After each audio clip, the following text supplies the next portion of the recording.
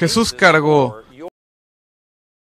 tus dolores y quebrantos y los míos. Así que ¿por qué tenemos que estar tristes o quebrantados? ¿Sabe? Jesús ya pagó el precio. Y si tú estás sufriendo hoy, es porque no tienes una revelación de lo que ya ha sido provisto para ti. Quédate sintonizado con la verdad del Evangelio.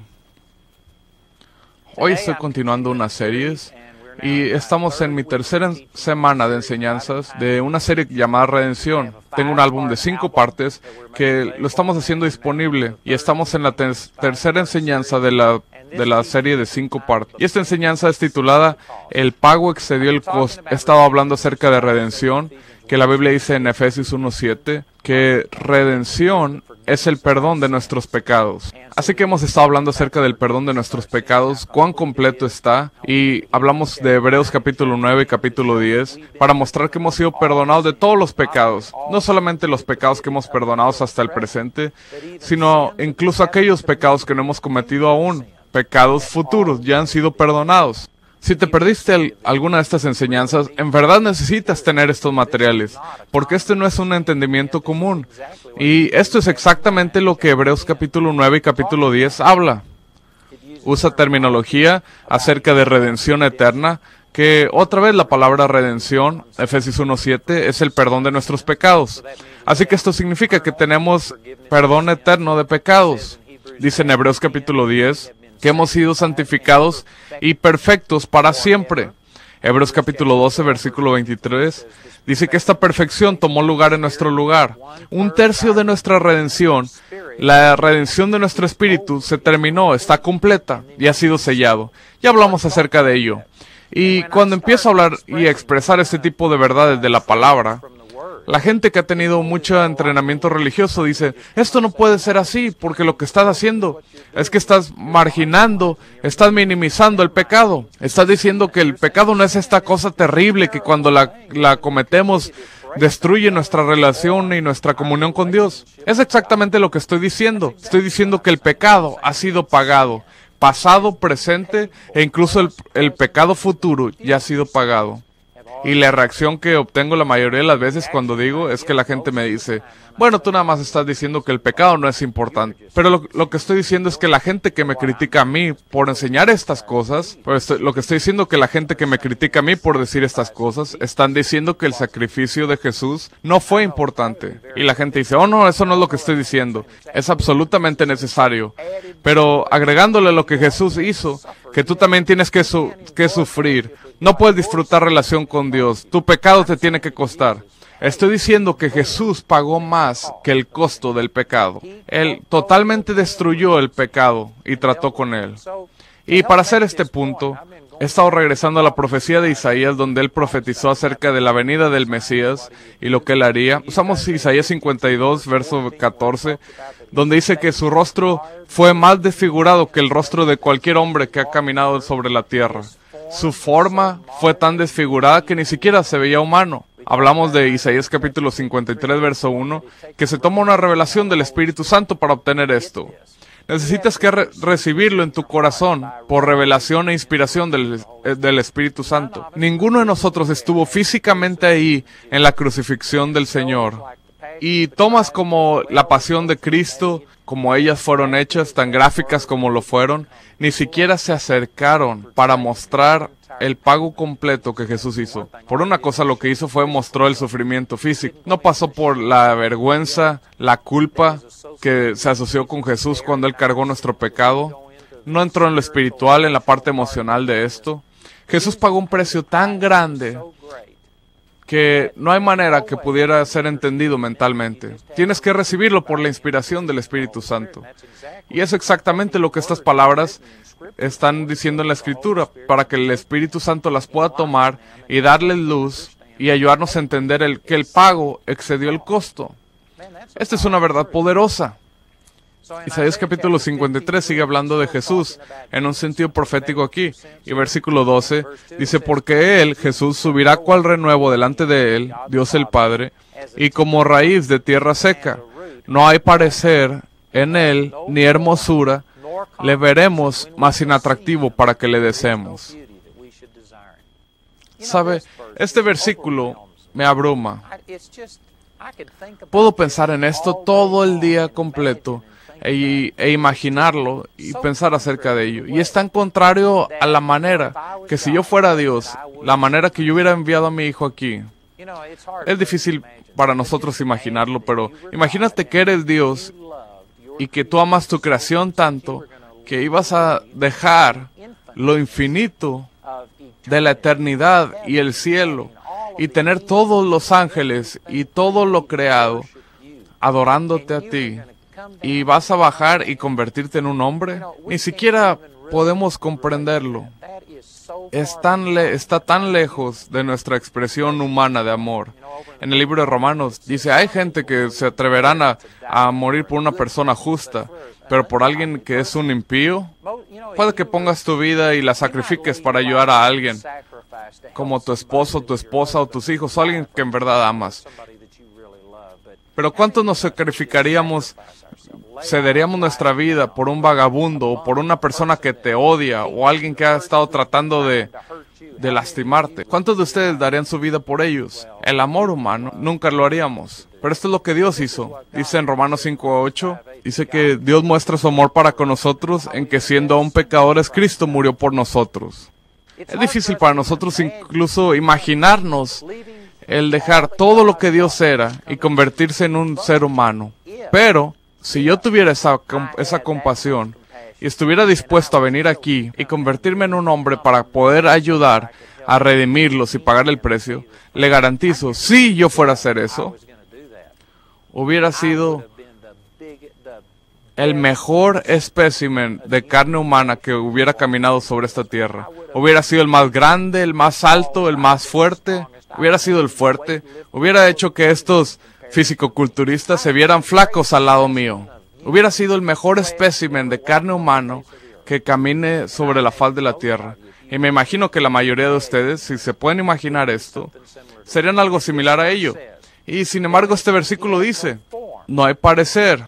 Hablando de lo que se refiere a su estatura, está hablando de su estatura, no era más alto que nadie más. Y dice sin atractivo, que significa hermosura. Jesús no era una persona hermosa. No era uno de aquellos que todo se trata acerca de él y que cuando la gente lo ve, lo admiran y que era un hombre guapo. La Escritura no dice que él era feo, pero también dice que no era hermoso. No hay nada especial acerca de él. No creo que era necesariamente una persona fea, pero era común, era normal. Piénselo. No hay parecer en él ni hermosura. Le veremos más inatractivo para que le deseemos. Jesús no era una persona deseable. No era el tipo de persona que la gente quería verse como él o ser como él. Imagínenselo. ¿Sabe? Me imagino que Jesús mientras creció, él era común en cada cosa.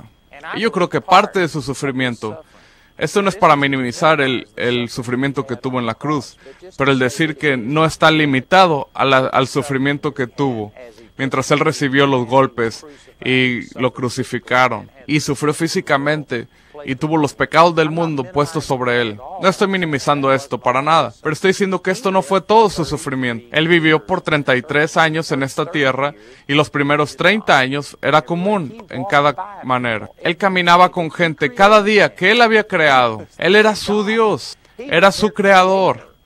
Y mientras él se desarrollaba y llegaba al punto en el que era dominado y controlado por esa parte de Dios, del Espíritu de Dios, él sabía todo acerca de esas personas. Él les pudo haber dicho sus nombres, como lo hizo con Zaqueo. Él pudo haberles hablado cosas, pudo haber resuelto todos sus problemas. Era su creador, caminando entre ellos, y aún así era tan simple que la gente ni lo reconocía. ¿Sabe la simplicidad con la que él creció? Dice mucho acerca de su corazón. Que sabe, él se identificó con nosotros de cada manera. Probablemente lo ignoraron. ¿Sabe cuando yo era niño? Bueno, claro, en los días de Jesús no creo que tuvieran béisbol o cosas así. Pero recuerdo que cuando era niño iba y jugaba béisbol y empezaban a escoger. Y siempre escogían al mejor jugador, porque querían a los mejores jugadores en su equipo. Y yo no siempre era el mejor jugador. No era el peor, pero siempre estaba como en el medio. Y sabe, ¿Qué se hubiera sentido para Jesús si estuvieran escogiendo en los equipos y él no hubiera sido el más grande o el más fuerte? ¿No era el mejor? Y escogen y él está aquí nada más en el medio, así nada más promedio. Y aún así él es el creador del universo. ¿Sabe? ¿Puede imaginarlo?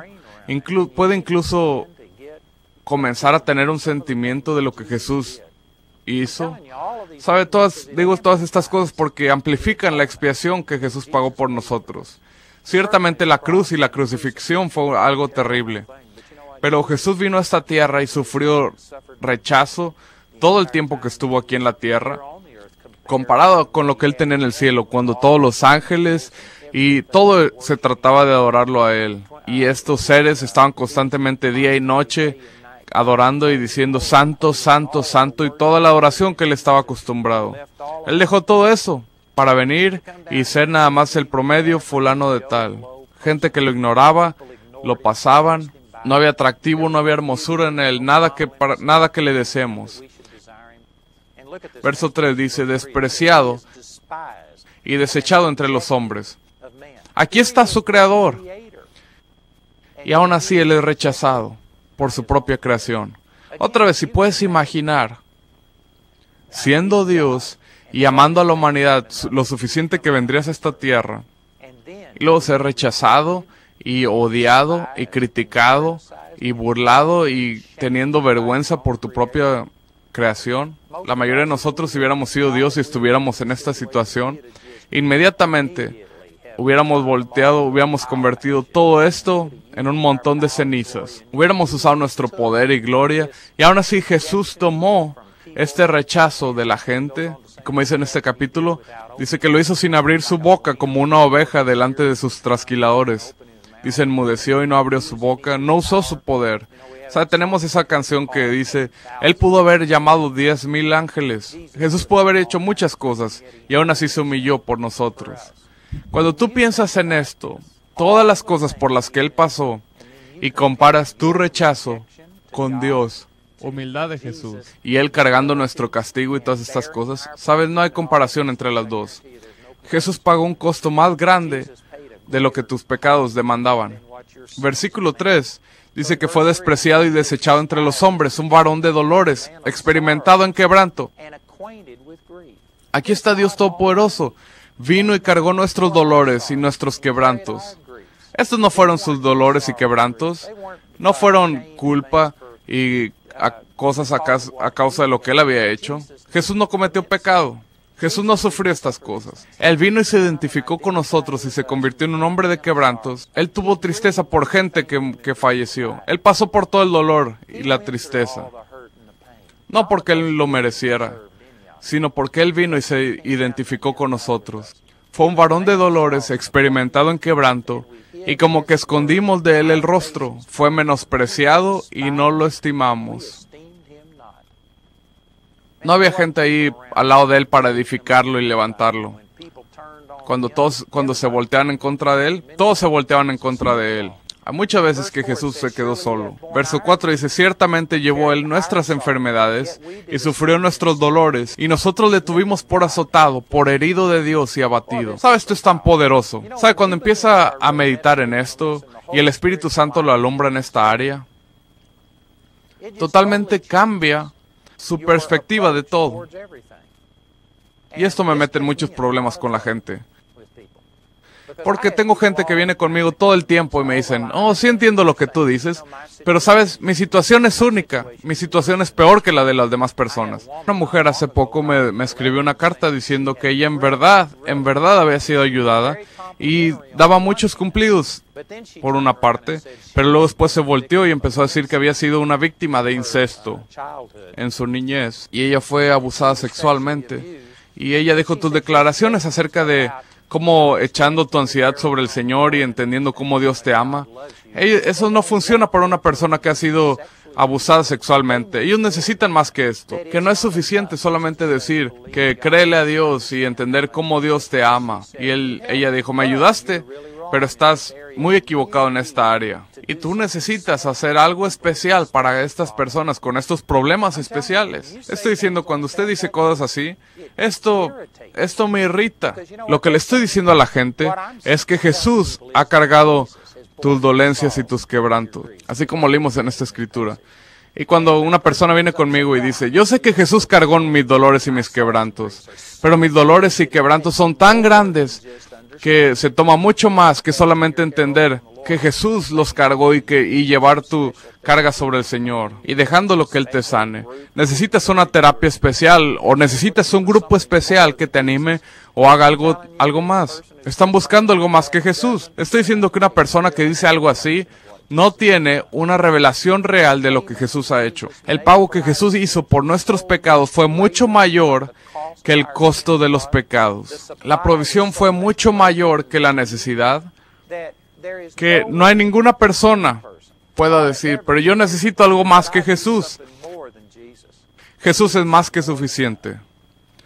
Él es infinitamente más que suficiente. Él cargó nuestros dolores y llevó nuestras dolencias. Así que le digo a la gente todo el tiempo, ¿sabes? Jesús te ama. Así que Dios te ama. ¿A quién le importa lo que alguien más está diciendo acerca de ti? Y yo sé que hay gente que dice, puedes que tú no has pasado por mi situación. Bueno, todos nosotros tenemos situaciones únicas, pero todas son cubiertas por la expiación del Señor.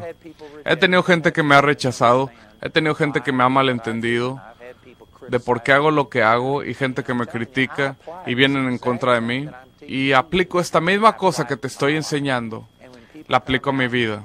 Y cuando la gente viene y me bombardean y me atacan, ¿sabe qué es lo que hago? Voy y veo cuánto Dios me ama y cuánto Jesús demostró su amor a través de las cosas que hizo. Y mientras lo hago, el amor de Dios me abruma a tal punto que el rechazo de cualquier otra persona es insignificante en comparación. Es verdad. Vamos a decir que tengo un amigo o alguien así me rechaza y me critica, y luego ese mismo día el presidente de los Estados Unidos me habla y me dice, oye, escuché de lo que pasó y quiero decirte que estoy de acuerdo contigo. ¿Te gustaría venir a la Casa Blanca? Y me gustaría honrarte y decirte que apreciamos todo lo que tú has hecho. Ahora, esto nunca ha sucedido, pero puedes entender la comparación aquí. Si un amigo te criticara y luego el presidente de tu país te hablara, sabes, te honramos y queremos que vengas y te vamos a dar un reconocimiento y algo más. Sabes, la mayoría de la gente sería capaz de, en contraste, decir, bueno, ¿a quién le importa lo que esta personita aquí ha dicho o ha hecho? El presidente de esta nación me ha reconocido y me quiere honrar. Y esa honra es mucho mayor que el rechazo de esta otra persona que simplemente lo superaría, lo cancelaría, lo detendría. Y por supuesto, el presidente de cualquier nación es un nadie comparado con Dios Todopoderoso. Cuando empiezas a leer versículos como este y entiendes cuánto Él sufrió, que fue un hombre de quebrantos y de dolores, desechado, fue rechazado, fue odiado, fue rechazado, e hizo todo esto por ti. Él cargó tus dolores.